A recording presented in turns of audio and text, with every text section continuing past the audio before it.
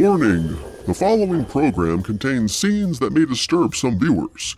Others may experience eerie chills, phantom pains, spectral whispers in the night, and mild possession, followed by rapid heartbeat, swelling of the brain, soul-shaking visions, and mysterious disappearance of body hair. Repeated viewing of this show may lead to uncontrollable shivers, the rearrangement of limbs, spontaneous baldness, and the inability to speak in anything but ghastly groans. So, if you're seriously considering a rewarding, spine-tingling career as a haunted garden statue, this is the show for you. 5, 4, 3, 2, 1. Yay!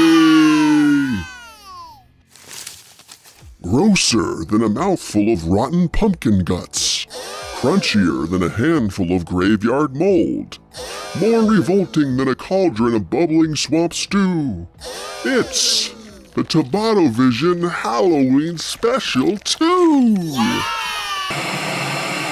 Hello, everyone. New fans, old fans, fans who just stumbled in thinking this was a cooking show.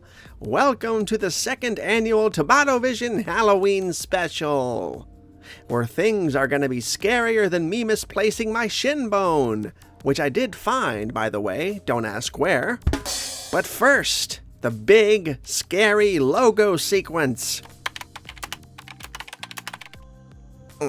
Where is it?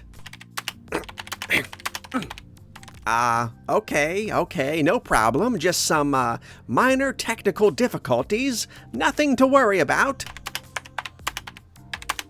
Let's get that logo going, folks. You're gonna love this.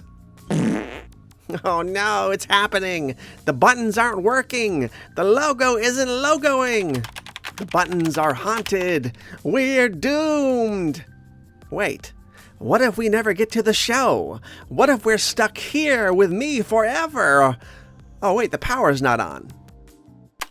There we go. Problem solved. Okay, folks, here we go. This is Cranky the Skeleton signing on. Happy Halloween!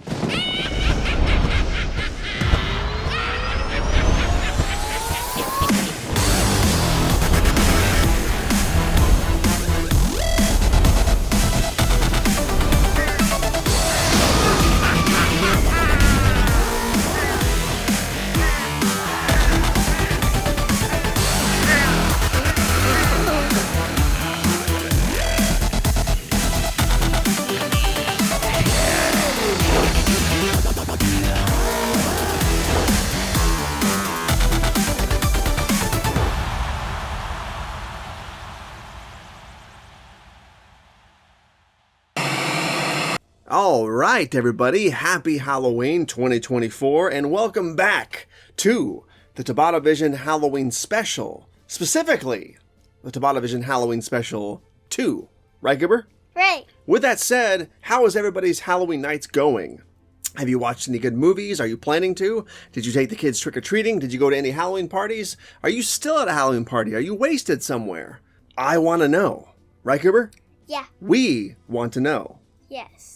But with that said, we have a lot of cool stuff planned for the show tonight. A lot of really random, spooky Halloween stuff. We're going to make a Michael Myers bust. We're going to make some shrunken apple heads. We're going to visit a mausoleum, maybe. We're going to carve some jack-o'-lanterns and a various array of spooky, creepy, crawly Halloween things. Yeah. Right, Gerber? Right.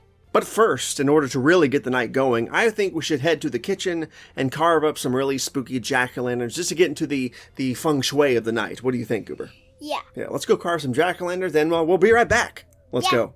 Yeah. Let's go.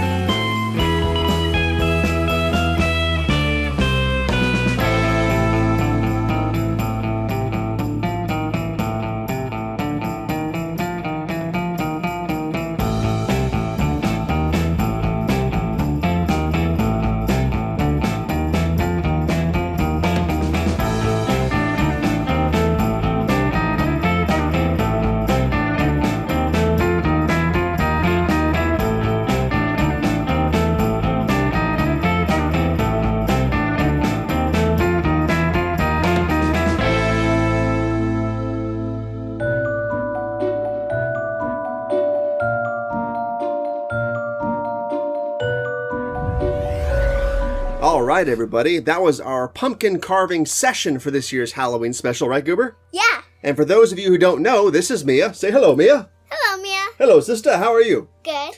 And, you know, speaking of Halloween specials, specifically last year's Halloween special, we sort of kicked off that episode with a trip to a few of our local graveyards. But this year, we figured we'd visit one of our local mausoleums instead and take a grand tour. Right, Goober? Yeah. One of the spookiest yet most peaceful places that we know about. Except for maybe the dentist, of course. Anyways, let's go check it out. Yeah.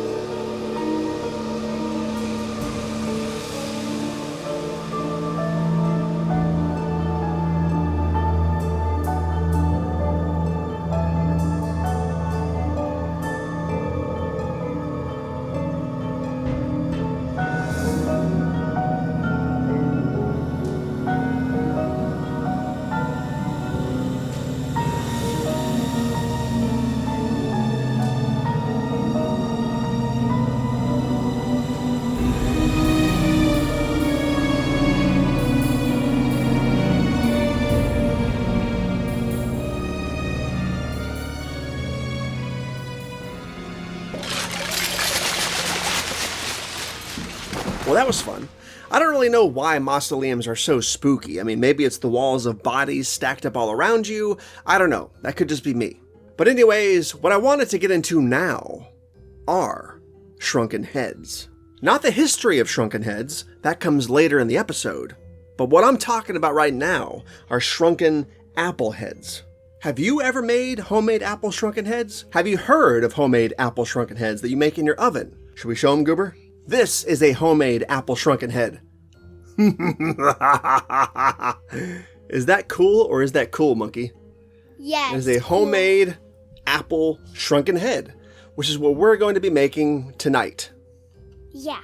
So join us for tonight's next adventure of making shrunken apple heads. Yeah. And we're going to start the adventure right here at this desk by carving two fresh apples, which we will then bake in the oven.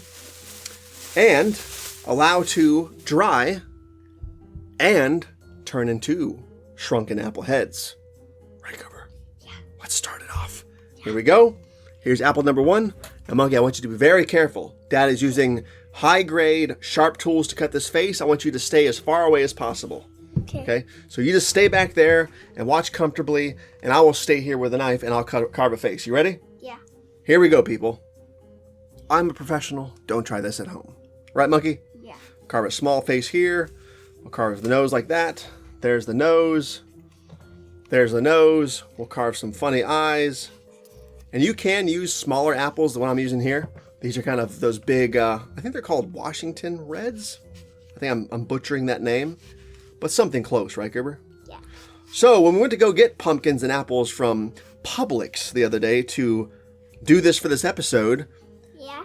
I wasn't paying attention, and Isabel was walking in front of the cart, and somehow she stopped or slipped or tripped.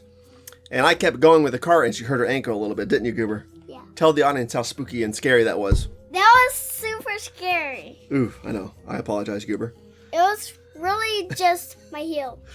Yep, I'm sorry. I think it's bruised now. Bruise? I think it probably is bruised, Goober. That was quite a fall. It's for picture day. Picture day? Yeah. She has picture day next week, but I don't think they're going to see her heel, Goober, Yeah. for the pictures. I don't think you have to worry about that, you know? Stay back away from this knife. Okay. Guys, we're almost done with the first apple. Yep. And here we Go. go. All right, so there's the first one. A goofy, funny-looking apple, which we're going to shrink its head Can I see? and put it on a stick. Here you go. Can I see? Just don't take a bite out of it. Okay. Oh. And here comes apple number 2, which we're going to carve up really fast. I'm going to do a jack-o'-lantern style face on this one, I think. There's eye number 1. Eye number 2. There's his nose. I really messed up his nose. Can I Oh, well. see? Can I see his nose? And here's his smile. So here's our 2 pumpkins, Gibber, which we're going to shrink. So if you guys will indulge us, let's head to the kitchen and shrink us some apple heads. What do you think? Let's go. Yeah. Let's go.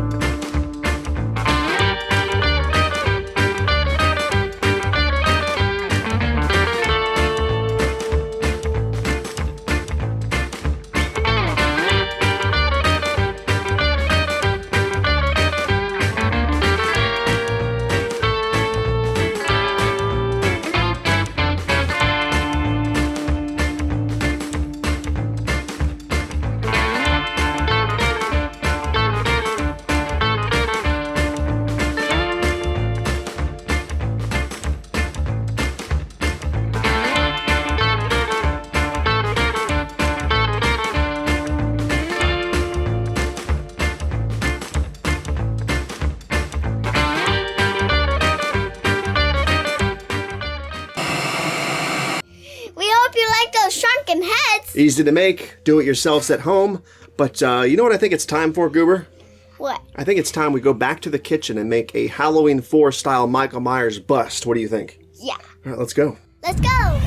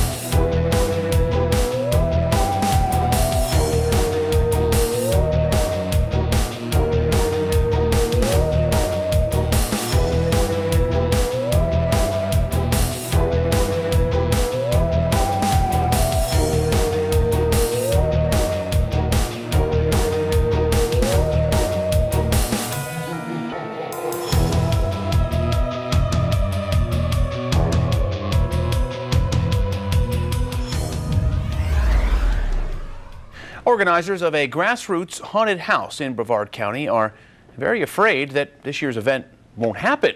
This after they say their county permit was yanked. As News 13's Greg Pallone explains, the permit being pulled has a lot to do with where that property is located. Well, this is very much so a residential neighborhood. This portion of South Banana River Drive is narrow, but those who put on this haunted house say it's never been an issue before in years past. They say they've done everything they can to make the event safe, but still spooky. Well, now they are scared they won't be able to put fright into the night this year. I feel it's really extreme. Since we're a free haunted house, we don't charge anybody. We put all of our money together and make this happen every year. The Merritt Island Terror Nights on a piece of private property in South Banana River Drive in Merritt Island has been running each year for the past 5. Organizers say up to 3,000 people have come out each year to the free haunted house. But this year, they say the county denied them a permit to hold it, citing inadequate parking and lighting on the narrow stretch of road. We open on Friday and Saturday night. The police would show up here and personally arrest me with a misdemeanor, give us a huge fine, and I would be, serving up to 60 days in prison or jail. 60 days in jail. Tobatto says they've tried to comply with code. They spent more than $1,000 to get permits and purchase liability insurance. They also have parking attendants who would wear fluorescent vests for better visibility. They feel the county is not willing to work with them. It's going to just kill the kids and the parents because everybody's looking forward to it. I'm having to explain to everybody now that we're shut down. And I just don't believe what the county's doing is right. Tobatto says donations are accepted to help fund the following year's house. Now, the Sheriff's Office has been working with county code enforcement on this issue. They say they've received a number of complaints about the event last year, but none from last weekend when the house first opened this year. If the house opens this coming weekend, officials say it is a violation of county code for not having a special events permit. Now, violators, they could face up to 60 days in jail, a $500 fine potentially, or both if they are arrested and charged. Reporting in Merritt Island, Greg Pallone, News 13. Hello, guys. It's Halloween season. Would you like to hear something that we should talk about Halloween? Let's do it. It's about going trick-or-treating, getting candy, and it's lots of fun. My favorite candy is Twizzlers, chocolate bars, and gummy bears, and Skittles. And what's your favorite part of Halloween? I want to know that. So you better like in the comments and... All right, what I want to know is this, Cooper. I have an idea for the next segment of this Halloween special. Okay. We should talk about all the creepy dolls we have in the Tobatto house. What do you think? Yes. You think they'll like it? Yes. All right, let's get them. Ready, and switch! All right, so here we are with the Creepy Dolls segment, the creepiest dolls we own here in the Tobatto household, right here in the Halloween Special 2. Right, Monkey? Yeah. And let's start off with the newest edition, the Krusty the Clown doll from Target, who is currently set to evil. Want to show the audience what he does? Yeah. Guess who, fat boy?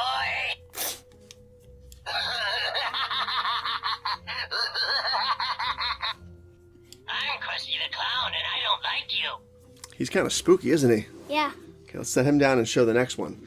I think we should show the Critter. What do you think about that one? Yeah. He's not too spooky, he's more cool, but he's still a creepy doll-ish thing. Yeah. I think we got him off Amazon.com a year or two ago. Very cool. He's like $20. He's sort of a firm Critter. doll. He's not really, you can't move him around. He's kind of hard, but he's still awesome looking on the shelf, isn't he, Goober? Yeah. Oh, yeah. All right, so which one should we go to next? Clown doll. The clown doll? Yeah. Okay, I've shown this off on the channel before. This is the clown doll I got from Temu last November or December. Very worth the price, right, Gerber? Yeah. Hold them up and show the people. Very scary clown doll. And as you were wondering. There's his shirt. Here's his long legs. There's his feet. And Freaky face. And his gloves. And his gloves. There's the back of him. I think for a lot of you out there, including me, the Poltergeist clown doll always really scared me as a kid. And it scares me now. What do you think? It doesn't scare me. You can't watch Poltergeist yet, though. Yeah. Well, then again, I was watching Poltergeist at 4 and 5 years old, so I guess you could watch it, but we probably shouldn't give her because it might give you nightmares. It might give her nightmares. What do you think, Chet? Should we move on to the next doll? Yes. How about the weird elf doll? Yeah. Okay, in the 90s, the household acquired this weird elf figure doll thing. I think it's a puppet, actually. No. Yeah, I think it's a puppet. Or a marionette, or it used to be a marionette or something weird. Either way, it's bizarre. Whatever the origin is, I don't recall this. But I know it's been in the house for a long time, and it's kind of a spooky thing. What do you think, Goober? Yeah. Kind of spooky. Now, you can't convince me that this thing doesn't come to life at midnight every night and walk around the house. Ah! Yeah, I don't know. There's something about this doll that just looks spooky. Maybe it's like the really human eyes or something. I don't know. It's just, I don't trust this doll. What do you think, Muggy? I don't trust them. Boo.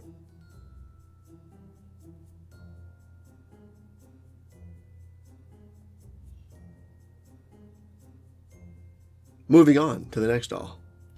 Now these dolls have been in the family for decades. These are Punch and Judy dolls, and most of you know Mr. Punch from the movie Dolls. Now Punch and Judy date back to Old World Italy. They are Italian puppets, Italian characters. I think the original version of Punch, Mr. Punch, was either, I think it was called Polchinello or Pulcinello. I'm saying the name wrong. Embarrassingly, I'm saying the name wrong. But yeah, Punch and Judy, these have been in the family for decades at this point. And they are very, very cool. What do you think, Goober? Yeah. Very, very cool. Punch and Judy. Fantastic pieces. Kind of brittle. Pretty old.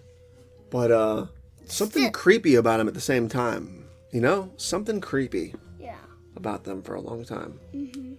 What do you think? Judy looks really creepy. Does she? Yeah. She has an apron somewhere. I don't know what happened to it. But yeah, very old. They smell old. Yeah, they smell old. Ooh. She just punched Mr. Punch. You know, Ralph.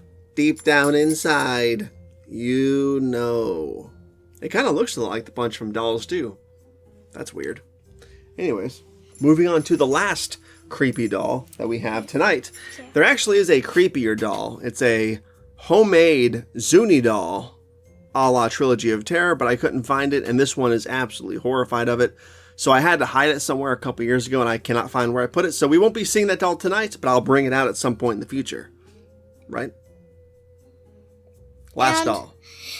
And when I found it, when I was trying to get one more blanket from the closet, it fell down right on my foot, and I freaked out. She did.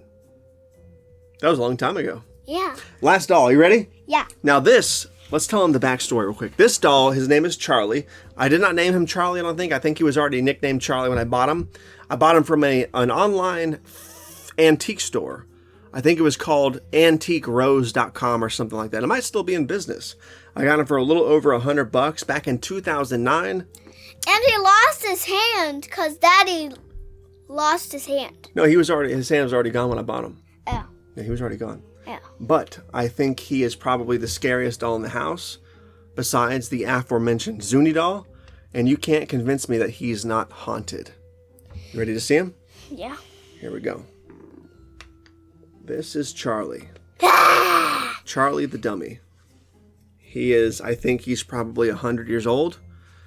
The store didn't have an exact date, but I'm assuming he's very old as he's made of wood and what seems to be plaster. I don't see any plastic on here. His head is eroded. You can see some wood through there. His hand's missing. It was missing when I got him. He has one hand left here. He has two boots, which seem like wood or plaster. Well made, but you can see he's cracking and coming apart. He's just a spooky, spooky doll. I think he might be looking at you, Isabella. What do you think, chat? Is Charlie alive? No. Is there a 100-year-old ghost inside Charlie?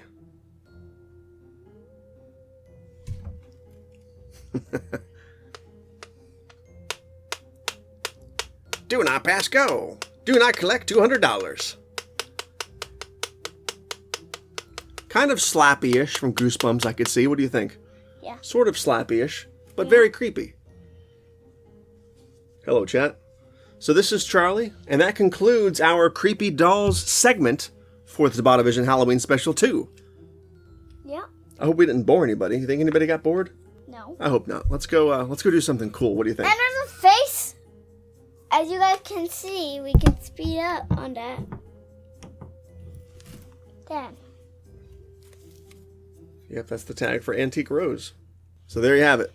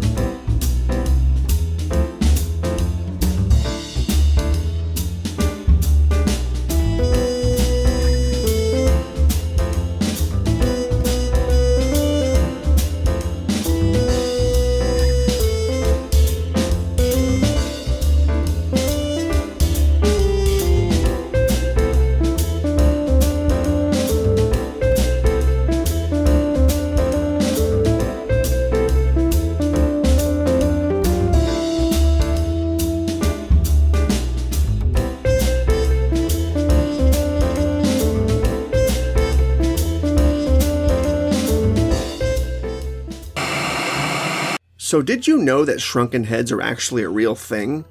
I think we should switch to a video which explains the whole head shrinking process that used to go on. A very real process that is pretty graphic and pretty gruesome.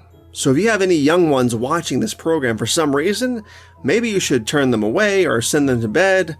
And yeah, that includes you, Goober. You can't watch this next part. It's pretty graphic, and I don't want you to have nightmares. That sound good? So cover your eyes and cover your ears, and let's dive into how they made shrunken heads.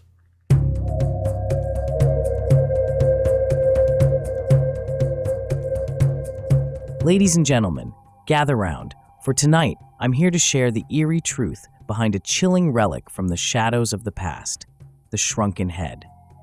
Imagine a severed human head, shrunk to an unnatural size, with twisted leathery skin and an otherworldly gaze barely recognizable from the person it once was. Shrunken heads, called sansas by the Shuar people of Ecuador and Peru, are no mere trophies, but rather dark and mystical totems. They are part of an ancient ritual, a tool for striking fear, and perhaps most sinister of all, a prison for the spirit of an enemy. The Shuar and their kin, like the Achuar, Huambisa, and Aguaruna, were skilled practitioners of this arcane craft. The shrunken head process, unique to the Jivaroan tribes of the Amazon, was part ritual, part weapon, a way to harness the spirit of a defeated enemy and prevent them from returning for revenge. You see, in their beliefs, there were three spirits central to human life. The Wakani, a soul that endures beyond death. The Arutam, a powerful vision that shields from violent death. And then, the Muisak, a vengeful spirit. When one bearing an Arutam was slain, the dangerous Muisak would awaken, ready to avenge its host.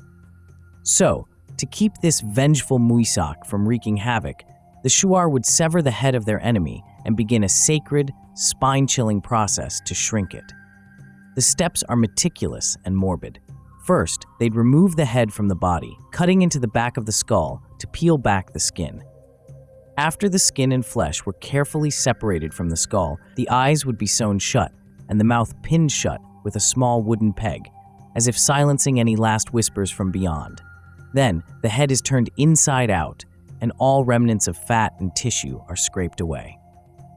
To keep its recognizable form, they'd place a wooden ball inside the head before boiling it in water steeped with herbs, causing the skin to shrink to a fraction of its size. The head would then be dried over hot sand and rocks, molded carefully to retain a human likeness, all the while blackened with charcoal ash to contain the malevolent spirit within. Some heads were even decorated with beads and feathers, an eerie and almost reverent final touch, you might say. The heads were then worn by the tribal leader as a symbol of their power and a warning to any who dared cross them. These grim creations were not only to frighten, but to ensure the tribe's safety and strength. Once the ritual use was fulfilled, the head might be discarded, hidden away, or kept only briefly before moving on to the next battle, the next ceremony, the next victory feast. So the next time you see a shrunken head on display, think of the chilling journey it's taken, the spirits it holds, and the solemn vow it keeps to silence a soul forever.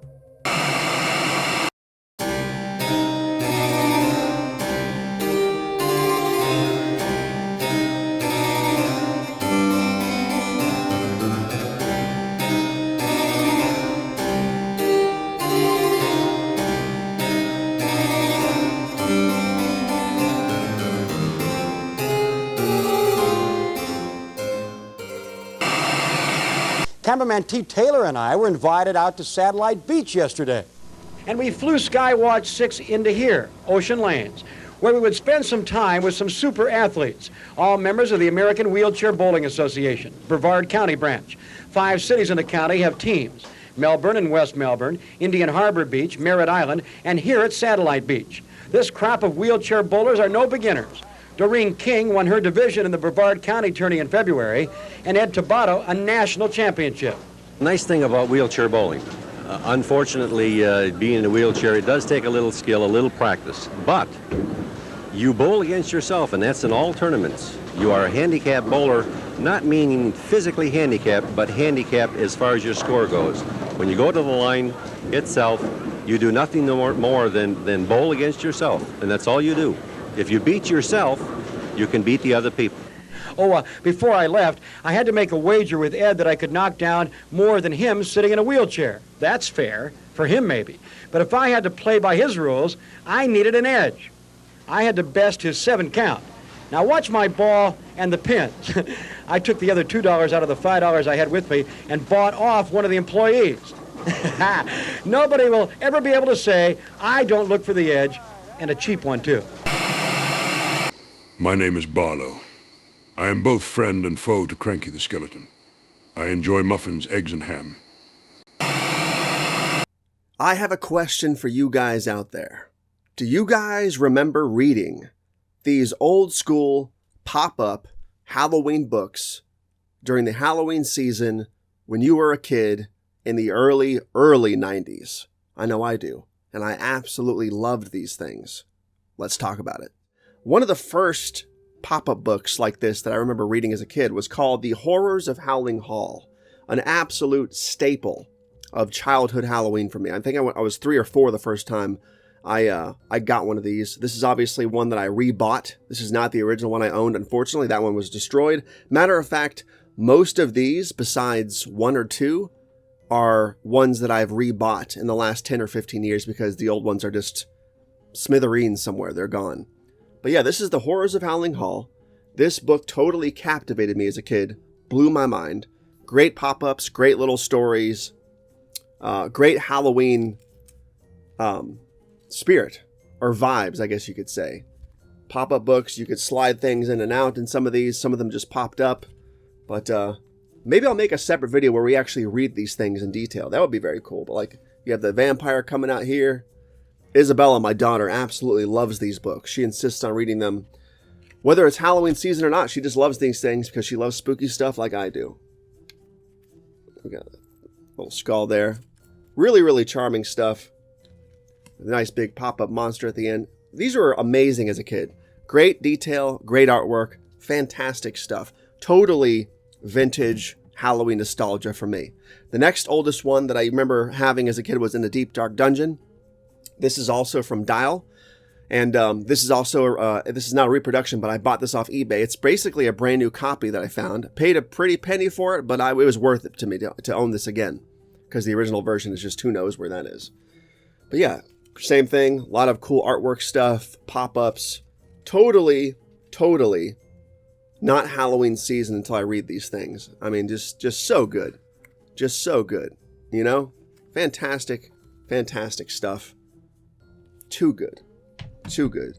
The next on the list, this is called The Ghosts of Creepy Castle. This is by, or from Grosset and Dunlap. Now, this one actually is the original one I bought. My grandmother got me this specific book. As you can see, it's a little bit destroyed. She got me this from Albertsons in like 93 or 94, I think. And this is like one of two original versions that I actually own to this day. So very cool. The Ghosts of Creepy Castle. A lot of old school pop-ups in here as well. As you can see, the artwork's a little bit different style than the other one, so maybe there is a little bit of a difference between the two companies. But pretty much the same stuff. This is one of Isabella's favorite in the series. You know, people get pulled away by monsters. You know, stuff like that. It's fantastic, fantastic fun. Fantastic fun. Stuff like that. Just really cool stuff. Really cool stuff. If you guys remember these books, write in the comments below. Let me know what you remember about them, what your favorite book was, what your favorite image was, maybe your favorite pop-up thing from the book. Whatever. Let me know. Now, these next two, actually, these are both originals that I got. I'm pretty sure these next two I'm going to show off are two that I got from the old Kmart. And I think I got these in 95. And even in 95, I remember saying, wow, I remember these books. So let's buy them. So I bought them again and have kept them in pretty good condition ever since, I think. I'm pretty sure I saw them at Kmart as an 8 or 9-year-old. And even then I was like, oh man, I remember these books from when I was a kid. So they were already sort of, you know, rebuys at that point. But I knew to keep them in good condition from that point on. This one is called Some Bodies in the Attic. This one is also from Grosset and Dunlap. This is one of the really good ones too. Really detailed stuff. Really, really cool pop-ups and page flaps and all kinds of cool stuff. As you can see, the guy has like I think he has a skull in here. Yep, there it is. Again, maybe we'll read these in close detail in another video. But just want to show these off. You had the vampire, he sort of talks. I want to drink your blood. 2, 3, 2, 3. Some Bodies in the Attic. I love these books. So good. So damn good. And this is the other one that I had rebought in the mid-90s because I had already had nostalgia for these things. The Door Under the Stairs. Fantastic. Fantastic stuff. This one sort of has a broken flap. I got to kind of pull this up a little bit to get it to work. There's a skeleton holding his coffin. Yeah, good stuff. Good stuff.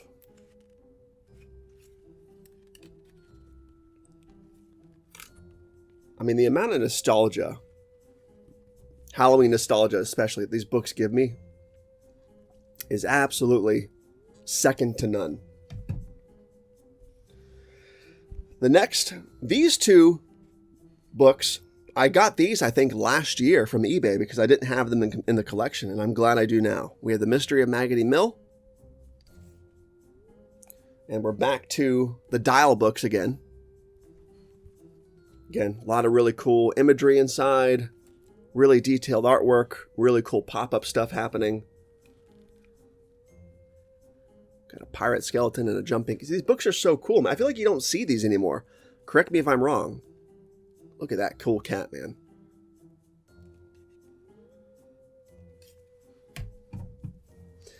The Weirdies of Wailing Wood. Another dial book. Isabel really likes this one too, because it's sort of like a jungle, foresty atmosphere. A lot of creatures and critters. A lot of weird stuff happening. Really cool stuff, man. Really, if you think about it, these are like really ingenious books. I know a lot of books are pop-up books, but what an ingenious way to entertain kids with pop-up books. Like, my daughter is absolutely mesmerized by this stuff, as I was when I was a kid. It's great. And last year, the last book in the collection, which is also from Grosset and Dunlap, was a book called The Things in Moldy Manor. And I never owned this book as a kid. I didn't remember seeing it anywhere. At least I don't recall that I recall. So I bought it off eBay. And when it came in the mail, I didn't expect it to be a big-sized book. But here we are. A big version of The Things in Moldy Manor. And I thought maybe this was just like, maybe they made a big version. But apparently this is how the book came. So you sort of have this stack of small pop-ups and then this one big one for some reason. Now, if I'm wrong about that and have researched it incorrectly, let me know in the comments below, because if a mini version exists that is this size, let me know, because I want to own that. But this is still very cool to own. The only problem is, because of the condition of this book, I'm going to have to rebuy this off eBay, because I actually got a refund for this. They didn't make me send it back, but they gave me a refund because of the condition of the book, and I was extremely angry at it because Isabel was looking forward to reading this one with me, and we couldn't because the book was in such bad condition. I mean, so it opens up. It seems like it's in pretty good shape, right? The door opens up, and then you get here. This thing is completely separated. Whatever that was supposed to be, I don't know. No idea. Looks like there was a rat with a hand. The pages are a little bit bent. You know what I mean? It's really obnoxious. There's tears here. There's tape there. There's weird stains everywhere. Like, you expect that kind of stuff in a used book. The problem is the description for the book said that all the pop-ups and like the flappy things all worked and was fine. Like, look at this. Like, that's not a little bit of damage. That's a lot. Like, this whole thing is just ripped out. Again, I understand these books are old. But let your audience know if it's screwed up, and don't charge people full price. Luckily, I got a refund with no problem from the seller. But yeah, kind of disappointing to say the least. But aside from that, huge nostalgia boom. We have let's see here. We have these over here. Give me 1 second. We have the dial books, as you can see. The dial logos, which is the Deep Dark Dungeon, my personal favorite, Horrors of Howling Hall, Weirdies of Wailing Wood, and the Mystery of Maggoty Mill. Those are the dial books, and from the Grosset and Dunlap. And again, I'm not sure if there's crossover, if they're sort of licensed by the same people. I don't know if they're connected in any way, but they're very similar. But from the Grosset and Dunlap books, or Mosley, I'm not sure which it is, if it's Mosley or Grosset and Dunlap, whichever publisher it is. We have the Ghosts of Creepy Castle, Some Bodies in the Attic, The Door Under the Stairs, and The Things in Moldy Manor. And again, back in the day, when I was a young kid in the early 90s, you could find these books in Kmart's, Walmart's, Publix's, Albertson stores, pretty much anywhere you shopped at. I think the Eckerd stores had them. Remember Eckerd's? I think Walgreens had them. Tons of stores had them. McCrory's had them. They were just everywhere. And it was fantastic. And again, Halloween season is not complete until we read these books. But I want to thank all of you for watching. Have a very good rest of your Halloween season. Go read The Door Under the Stairs or the Weirdies of Maggoty Wood or whatever it's called. But especially read The Horrors of Howling Hall. It is fantastic. All right, everybody, that was this year's Halloween special, the TobattoVision Halloween Special 2, right, Monkey? Yeah. Do you have any last words for the people before we end this celebration of Halloween for 2024? Nothing at all? Mia, any last words? Well, I want to say to subscribe to this channel. Okay, you say that. Go ahead. Make sure you subscribe to this channel and like and go on our website. We don't have a website. Good night, everybody. Good night, everybody. Happy Halloween! Happy Halloween to you, sister. Happy Halloween to you. I will kill you. I'm gonna blast off, sister. You ready? Yeah. In 3, 2, 1. I'm back. Good night, everybody. Good night, everybody.